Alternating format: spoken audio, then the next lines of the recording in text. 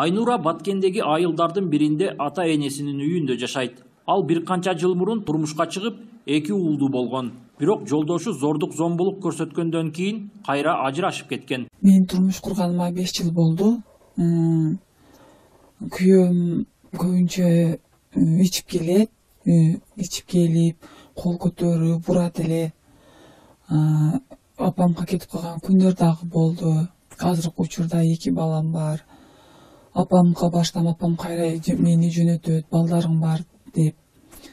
Үйдө кол көтөрүп бурган күнү балдарым дагы коркуп кетип, чочуп, ыйлап. Баткенде Айнурага окшоп үй бүлөдөгү зордук зомбулукка кабылган кыз келиндер күн санап өсүүдө. Алардын айрымдары чыдабай зомбулук көрсөткөн жолдошу менен ажырашып жатса, айрымдары бала бакырасын ойлоп жашап келүүдө. Жаш үй бүлөнүн ички маселесине кийгилишүү менен зордук зомбулуктун алдын алуу үчүн кээ бирде жергиликтүү аксакалдар кеңеши аракет кылат. Баягы сотко жеткизбей эле мирный аларга биз биринчи убакыт бергенбиз. 6 ай, 7 ай эч болбогондо анан ажырашка туура келет дагы. Алардын мүлктөрүндө дагы көбүнчө зордук зомбулук болот да. Ошого барып жараштырып, мирный бүтөм алардын материалдарын баягы үй мүлктөрүнү бөлүштүрүп беришке жетиштик. Мына биздин 2020-жылы бир 30дан ашык ошол жарандар кайрылды. Алардын көбүнү жараштырдык, көбүнү күчүбүз жетпегенде элдик сотко кайрылгыла деп сондай сунуш бердик.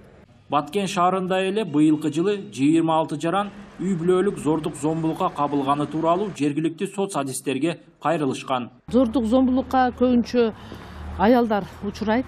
Ошондой эле зордук зомбулукка балдар дагы кабылат. Аялдар бул аялдардын кабылганы көп учурда мындай көнүмүш болуп калганда, менталитет биздин кыргыздарда ушундай менталитет бар. Аялга эркек тарабынан эркек үй бүлөнүн кайны журтунан басым көбүрөөк болот да, ошол анан көп учурда кайрылышпайт, көп учурда жашырып коюшат, анан барып психологиялык баягы жардамга муктаж болуп калышат да.